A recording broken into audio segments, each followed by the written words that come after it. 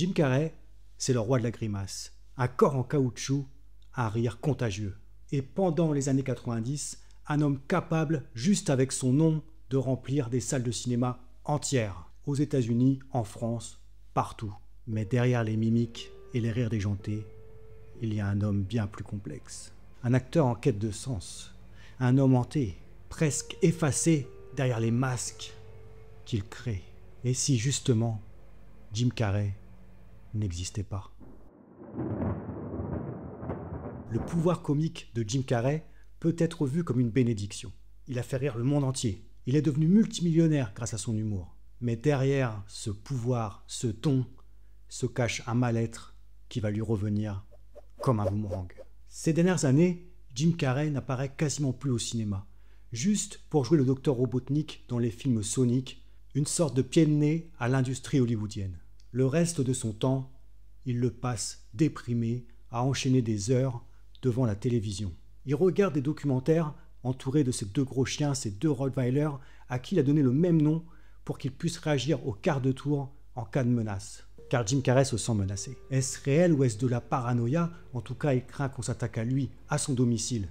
Il vérifie ses caméras de surveillance et ses barrières de protection sans arrêt. Il est seul et s'émeut devant tous ces programmes Netflix ou du câble, la frontière entre la réalité et la fiction devenant de plus en plus trouble. Parfois, devant sa télé, il voit des héroïnes malfaisantes prendre les traits de sa mère. Car oui, Jim Carrey a un traumatisme avec sa mère, enfin même avec ses parents, globalement. La jeunesse de Jim n'a pas été rose. Elle a été parsemée, longtemps, de gros problèmes financiers. Le père de famille, le père de Jim, Percy, qui voulait lui aussi être comique, a préféré abandonner ce rêve pour devenir comptable et obtenir une vie stable. Pourtant, il va se faire licencier alors que Jim a 12 ans. Jim Carrey, enfant, tire 2 leçons de cela. La première, c'est de faire ce qu'il veut.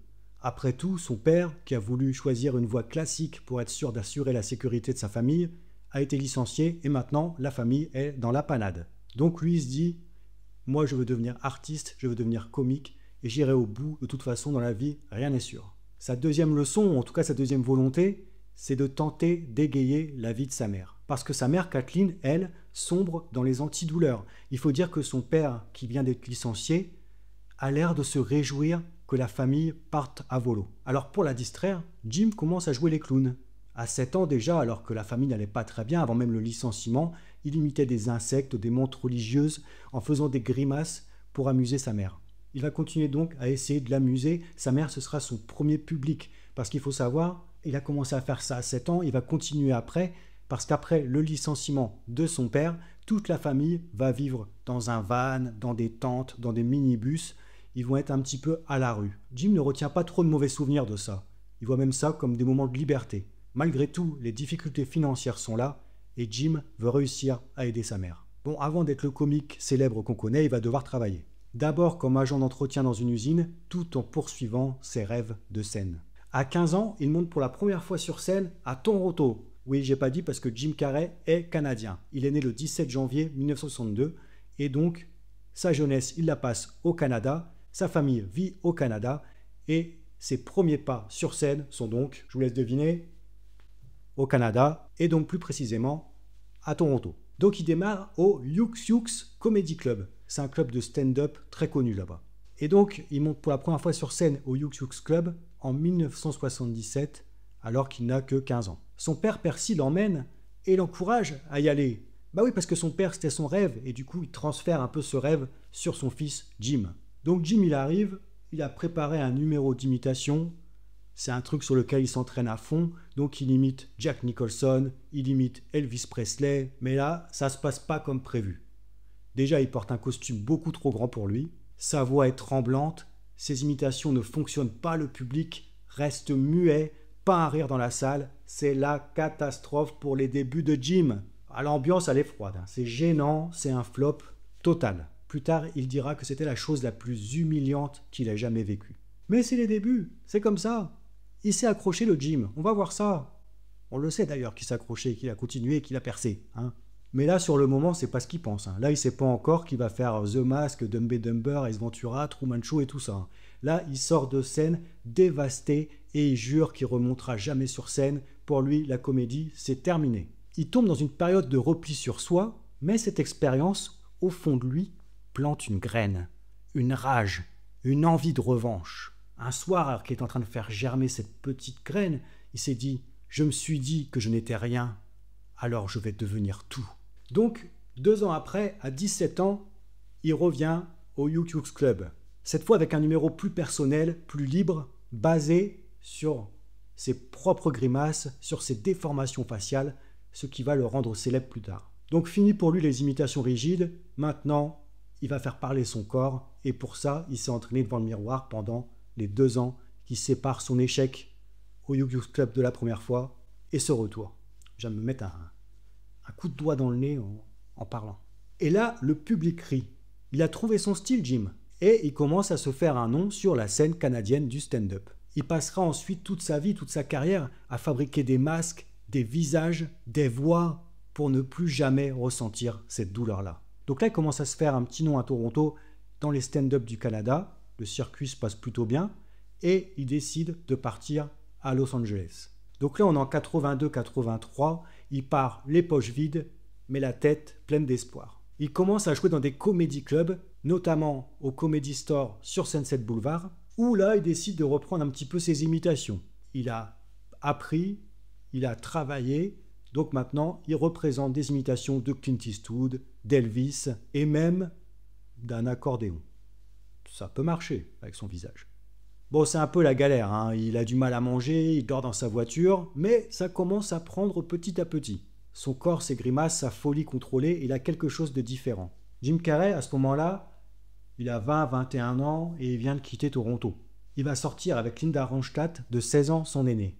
Donc, Linda Ronstadt, elle a autour de 35-36 ans, une idylle un petit peu improbable. Surtout que, qui est Linda Ronstadt à ce moment-là? C'est une superstar de la musique américaine. Elle a déjà sorti des albums cultes, Earth Like a Wheel, Simple Dreams. Elle a remporté plusieurs Grammy Awards et fait partie des voix les plus respectées des années 70-80. Quand même, c'est pas rien. Chapeau Jim. Et Linda Ronstadt, avant de se mettre en couple avec Jim, elle a eu d'autres partenaires, ce qui est bien normal, mais pas n'importe qui. Elle est sortie avec le gouverneur Joey Brown ou avec le réalisateur George Lucas, bien connu pour avoir réalisé La Guerre des Étoiles. Bref, Linda, à ce moment-là, c'est la crème de la crème du showbiz américain. Et cette célébrité, cette gloire, elle va donc se mettre en couple avec Jim, qui à ce moment-là n'est pas le Jim Carrey qu'on va connaître plus tard. C'est un humoriste sans argent, sans notoriété, qui se produit dans des petits comédie clubs de LA. Donc ils vont se rencontrer en 1983 par le biais d'amis communs dans le milieu du stand-up, de la comédie, etc., du show business. Et Linda, elle est vite séduite par son énergie et son humour. Lui, il tombe probablement sous le charme d'une femme à la fois bienveillante et puissante. Ils entament une relation d'amour qui sera assez discrète, on n'en entend pas beaucoup parler, et en plus elle ne va durer que quelques mois. Mais c'était important de le resituer dans l'histoire de notre Jim quand même. Jim dira plus tard que cette histoire était en quelque sorte une histoire d'amour inversée. Il a vécu quelque chose de très grand, très chaud directement, mais sans y être prêt émotionnellement. A priori, Linda l'a traité avec bienveillance, avec gentillesse, mais il se sentait perdu avec une si grande star. Alors après, il pourra au moins dire qu'il a dormi sur un matelas dans la maison d'une légende. Et ça, c'est déjà pas mal. Même si après, on va voir qu'il va faire beaucoup mieux que ça. Cette petite anecdote, on pourrait en avoir rien à faire, mais elle est un peu fondatrice quand même dans l'esprit de Jim Carrey. Parce que c'est la première fois où il va vraiment toucher le monde des stars et il va se rendre compte à quel point il est illégitime. Et ça va le tracasser, de se sentir illégitime dans le monde des stars. Et ça va accentuer sa peur d'être un imposteur dans un monde de masques. Pendant qu'il fait ses spectacles à Los Angeles de stand-up, il va rencontrer Rodney Dangerfield qui va le prendre pour faire sa première partie. Donc ça va aussi être un petit tremplin quand même. En 84, il est repéré et casté pour The Duck Factory, l'usine canard, je ne sais pas. Une sitcom produite par NBC. C'est sa première vraie chance à la télé américaine. Il y joue un animateur de dessin animé. Bon, la série est annulée après quelques épisodes, mais il a eu sa carte verte et il a pu faire venir ses parents aux États-Unis. C'est déjà pas mal. Il installe ses parents dans un appartement à North Hollywood, mais très vite, surtout avec l'arrêt de sa sitcom, il va se rendre compte qu'il ne va pas pouvoir subvenir aux besoins de 3 personnes. il a déjà du mal à se nourrir lui-même. Et malheureusement, il se voit obligé de renvoyer ses parents au Canada. C'est pas qu'il veut pas d'eux, c'est juste que sa mère ayant des problèmes de santé, etc. Aux États-Unis, c'est compliqué. Ils ont une meilleure mutuelle, j'imagine que ça marche comme ça aussi, au Canada qu'aux États-Unis. Donc, il les fait repartir au Canada à contre-cœur. Ce qui lui vaudra une phrase assassine de sa mère: « Tu ne vas jamais jusqu'au bout, Jim. Tu ne vas jamais jusqu'au bout. » Ah oui, mais Jim, il a fait ce qu'il a pu, il a essayé de faire sa sitcom, etc. Ça s'est arrêté, c'est pas de sa faute non plus, vous êtes marrante, madame. Kathleen, franchement, entre Percy, qui se réjouit de la déchéance de sa famille, et Kathleen, qui tacle son fils comme ça, pauvre Jim, hein. Ah ouais, pauvre Jim. En tout cas, cette phrase va le hanter pendant des années. Elle cristallise sa culpabilité, son besoin de prouver qu'il vaut quelque chose et sa rage intérieure. Jim Carrey, en 1987, va se marier avec Melissa Womer, qui est actrice mais plutôt serveuse à l'époque. Ils se rencontrent dans un comedy club, donc à ce moment-là, Jim Carrey n'est pas célèbre. Ils se marient en 87 et ils auront une fille, Jane Carrey. Donc le mariage ne va pas tenir et le divorce aura lieu en 1995, au moment où la carrière de Jim Carrey décolle vraiment. Du coup, la séparation s'est pas faite dans une bonne ambiance. Je pense que Melissa s'est rendu compte que Jim, il se barrait parce qu'il commence à palper beaucoup d'argent et tout ça. Donc, il y a eu des différences sur la pension alimentaire. Je vous le cache pas. Alors du coup, après l'arrêt de sa sitcom, entre 83 et 89, c'est un peu la galère, mais il va enchaîner quelques petits rôles de ci, de là. Finders Keepers en 1984, Hans Beaten en 1985. Hans Beaten, c'est pas de l'allemand, hein. Je vous le marque ici pour que vous sachiez ce que c'est. Peggy Sue s'est mariée en 1986. Et surtout Earth Girls Are Easy en 1988, où il va faire une rencontre importante. Là, il va rencontrer Damon Wayans. Damon Wayans, vous le connaissez, il fait partie des frères Wayans, plus tard ils feront Scary Movie. Donc tous ces films vont pas être des succès, mais ça permet à Jim de rentrer dans le réseau comique d'Hollywood et de faire ses petits pas tranquillement. Donc je vous ai dit, il vient de rencontrer Damon Wayans, et en 90, Damon va le présenter à Keenan Ivory Wayans, le frère de Damon, et ils vont décider d'intégrer Jim dans une émission de sketch satirique. Ça s'appelle In Living Color, c'est en gros le Saturday Night Live version black. Et donc Jim est un petit peu un des seuls blancs de cette émission. Et Jim, il va exploser dans cette émission, avec des personnages improbables. Fire Marshal Bill, Vera De Milo, etc. Toute une galerie de personnages qu'il va créer et qui vont faire le buzz, même si le buzz n'existe pas encore à cette époque-là, en tout cas le mot. Le public américain découvre alors un acteur au timing parfait, à l'énergie démente, qui est même capable de s'écraser la tête contre un mur dans un sketch. Et ça fait toujours rigoler. Hein. Quoi qu'on en dise, écrasez-vous la tête contre un mur, vous aurez du succès. Je parie pas dessus, mais c'est toujours drôle. Donc Jim fait partie de In Living Color avec les frères Wayans, mais il a aussi postulé au Saturday Night Live. Et tout le monde, beaucoup de gens, pensent qu'il a fait partie du Saturday Night Live. Mais la vérité, c'est qu'il s'est fait caler. Quand ils ont vu sa cassette, ils l'ont trouvé trop farfelu, trop étrange, trop différent.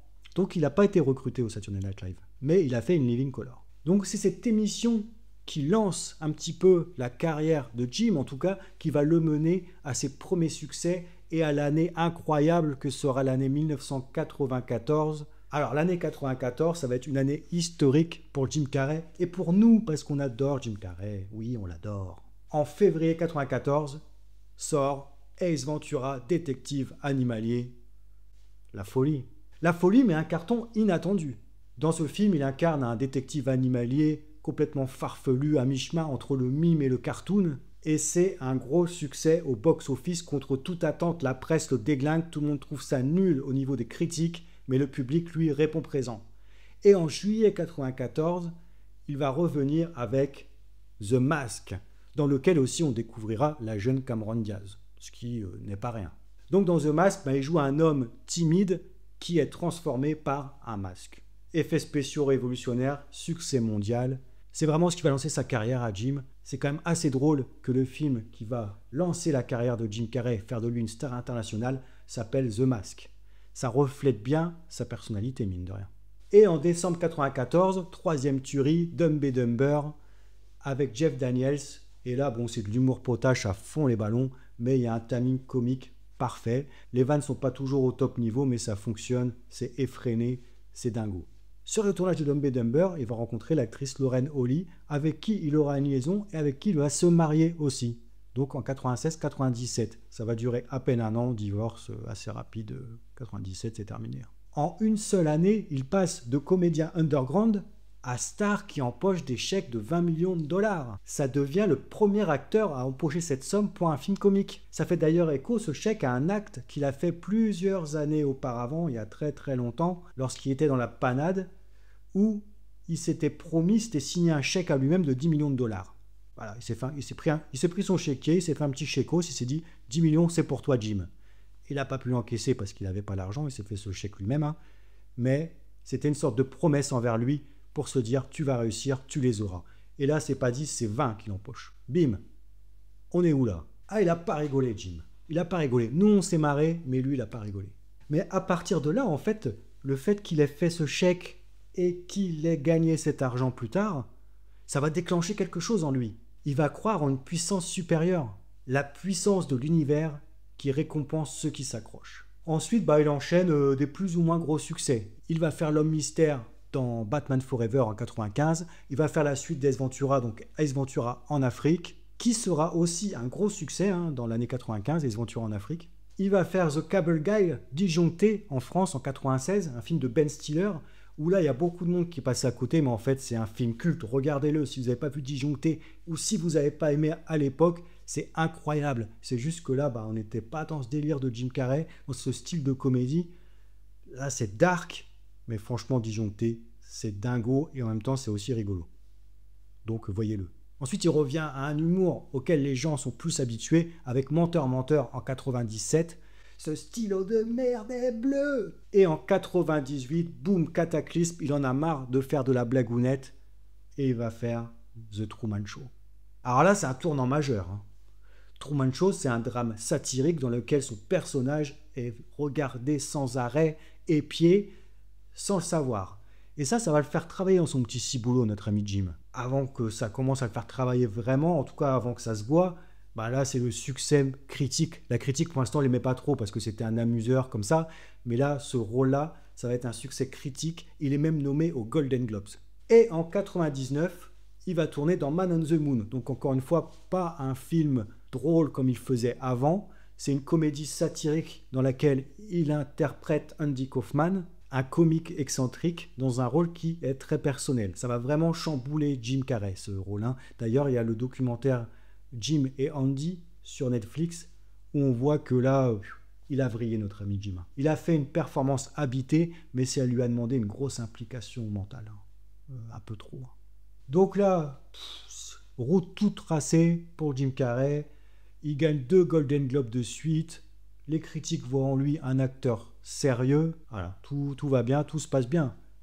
Ça pourrait continuer encore ainsi, mais malheureusement ça va partir un peu en cacahuète. Parce que c'est effectivement autour de Man on the Moon en 99 que la bascule opère. Ce tournage marque une rupture, presque un point de non-retour. C'est là que Jim Carrey perd le contrôle de son personnage et de lui-même. Parce que pendant ce film, Jim n'interprète pas Andy Kaufman. Il devient Andy Kaufman.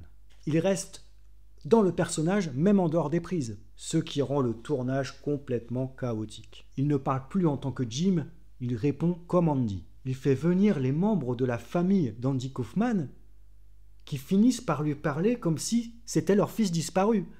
Ça commence à devenir complètement maboule. Et c'est après ce rôle que Jim Carrey qui va continuer à faire des interviews, que ce soit à la télé, pour des promos de films, pour des galas de mode ou quoi que ce soit, qui va commencer à dire des choses qu'on pourrait classer de farfelues. C'est là qu'il va dire qu'il n'existe pas, qu'il n'a plus d'identité propre. Jim Carrey n'existe pas. En tout cas, le Jim Carrey qu'on connaît. Tout ça, c'est des masques, des personnages. Il va commencer à craquer et à raconter que la production hollywoodienne est gérée par des Illuminati, etc. Donc là, on en croit ce qu'on en veut. Mais en tout cas, lui, il sent qu'il y a un délire. Il sent qu'il n'est pas à sa place dans ce monde-là. Il n'a jamais été vraiment, il a voulu y rentrer, parce qu'il voulait prouver qu'il y arriverait. Mais il se sent mal. Donc après Man on the Moon, il continue quand même un petit peu sa carrière, il n'y a pas de souci, il ne va pas tout de suite arrêter. mais on sent qu'il commence un petit peu à vriller.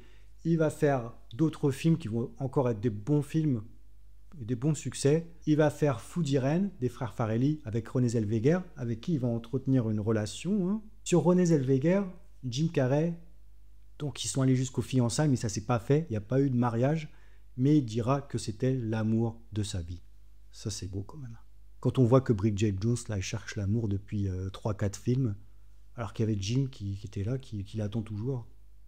Oh, quelle occasion manquée. Il va faire le Grinch en 2000, Bruce Tout-Puissant en 2003, et il va faire un film qui va être encore une fois un film sérieux, dans lequel il va avoir un rôle incroyable, qui est Eternal Sunshine of the Spotless Mind de Michel Gondry. Et après ça, il va continuer à s'enfoncer dans son délire. Son délire ou pas. Peut-être qu'il a raison, peut-être qu'il a découvert la vérité, en tout cas la vérité sur lui-même. Jim Carrey n'existe pas. C'était juste une illusion de son ego. Jim Carrey, pour lui, il dira que ce n'est qu'une création sociale, un concept.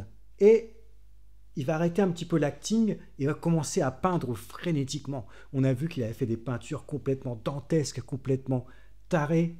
Ça va vraiment être son truc, il va se laisser pousser la barbe de fou, ça va devenir un artiste un petit peu maudit. Et donc, comme je disais avant, il va continuer à tenir des discours presque philosophiques, presque mystiques, à la télé, sur les tapis rouges, etc. Donc il dira, voilà, cette phrase culte en interview, « Je ne crois pas aux personnalités, je pense que ça n'existe pas, Jim Carrey n'existe pas. Je n'existe pas. » Entre 2007 et 2016, il va y avoir un retrait progressif et sa quête spirituelle qui va continuer.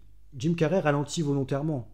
Il parle de périodes dépressives et de soucis de santé mentale. Il va quand même faire Monsieur Popper et ses pingouins, Yes Man, I Love You Philip Morris, ça continue à tourner quand même.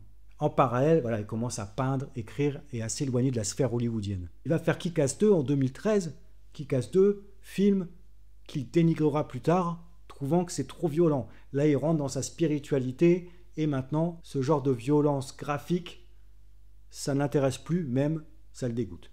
Donc là, on est en 2013 et en 2015, il va se passer un événement qui va complètement chambouler Jim Carrey, sa vie et ce qu'il va devenir par la suite et sa carrière.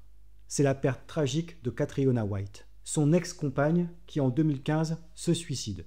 Ça va l'affecter profondément et il va se retirer progressivement loin des projecteurs. Mais alors, qui est ou qui était Catriona White? Catriona White, c'était une maquilleuse d'origine irlandaise. Elle rencontre Jim Carrey en 2012 sur un plateau de tournage. Très vite, une relation se noue entre eux, mais elle est ponctuée de ruptures, c'est très instable, ça fait pas mal d'étincelles dans le couple. Catriona, de son côté, a priori, lutte aussi contre une dépression chronique. Le Jim, lui, est pas très stable non plus. Donc c'est un petit peu chaud les marrons. Alors pour Catriona, elle a perdu son père en 2012 et a priori, ça l'avait beaucoup affectée. Ses proches la décrivent comme fragile, mais aussi aimante, passionnée et très marquée par son histoire familiale. Donc le 28 septembre 2015, jour dramatique, Catriona White est retrouvée morte. Elle est retrouvée morte dans sa maison de Los Angeles, elle n'a que 30 ans. La cause officielle, c'est une overdose de médicaments. Dans une lettre qu'elle va laisser à Jim Carrey, elle va dire qu'elle n'était pas bien, pas faite pour ce monde. Alors là, la presse s'emballe immédiatement. Jim Carrey, lui, il est au fond du gouffre. Il porte le cercueil lors des funérailles en Irlande, le visage ravagé par le chagrin, dans une image qui va faire le tour du monde. Mais quelques mois plus tard, l'affaire va prendre une tournure dramatique et sordide. En 2016, la mère et l'ex-mari de Catriona White vont porter plainte contre Jim Carrey. Ils l'accusent d'avoir fourni les médicaments qui ont causé la mort de Catriona. A priori, les médicaments ont été récupérés par un certain Arthur King, qui serait le nom d'emprunt de Jim Carrey. Ils accusent aussi Jim Carrey d'avoir contaminé Catriona de différentes maladies sexuellement transmissibles. Herpès, gonorrhée, chlamydia, bon. Et il l'accuse aussi d'avoir provoqué chez elle une profonde détresse psychologique. Il l'accuse d'avoir abusé émotionnellement d'elle, de l'avoir manipulée puis abandonnée. Alors, Jim Carrey, lui, nie toutes les accusations. Il contre-attaque en dénonçant une tentative d'extorsion. Des SMS sont dévoilés, des lettres, voilà, tout est étalé sur la place publique. L'affaire devient un feuilleton médiatique glauque. Ça dissèque chaque recoin de leur vie intime, enfin bref, comme toujours dans ces cas-là, et c'est pas beau à voir, c'est du déballage. Finalement, en 2018, après plusieurs années de procédure, Les plaintes sont retirées. Jim Carrey est officiellement blanchi. Mais l'impact est réel. Cette histoire l'a détruit entièrement. Ça lui a fait vraiment beaucoup de mal parce que je pense que peut-être qu'il l'aimait, ou en tout cas peut-être que ce procès très médiatique et tout ce qu'on a dit sur lui l'ont encore plus affecté que ce qu'il était avant. Mais vraiment là, il est pas yimba. Donc là, Jim il se retire de plus en plus du monde médiatique d'Hollywood. Il part donc vers la peinture, toujours, il continue dans la peinture. Il va aussi être dans quelque chose de plus spirituel et en a ras-le-bol du show business, des médias, qu'on parle de lui. Il veut être tranquille. Entre 2017 et 2020, Jim Carrey revient en tant qu'artiste peintre engagé. Il fait des caricatures, notamment contre Trump, contre qui il est très virulent. En 2020, il publie Mémoire floue, un roman d'autofiction où il démontre son image publique avec humour et beaucoup de douleur aussi. Alors après, au niveau du cinéma, pour une raison qu'on ignore vraiment, il décide de jouer uniquement le docteur Robotnik dans les films Sonic. Sinon, il ne fait plus rien. Alors pourquoi ce rôle ? Faudra lui demander. Peut-être que c'est un pied de nez à l'industrie hollywoodienne. Peut-être qu'il a besoin d'un petit peu d'argent quand même et que ce personnage l'amuse. Je ne sais pas vraiment.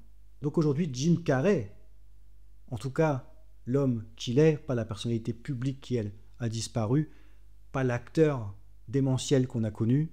Maintenant, lui, il se consacre à la peinture, à la méditation, à l'écriture. Il est devenu un homme en marge, toujours lucide, parfois mystique, mais fidèle à sa quête de vérité intérieure. Entre 2005 et 2010, Jim Carrey va sortir avec Jenny McCarthy, une actrice et militante anti-vax, ce qui va créer quelques polémiques. Ça a été une relation sérieuse, publique, qui s'est terminée d'un commun accord. A priori, statu quo, tout va bien.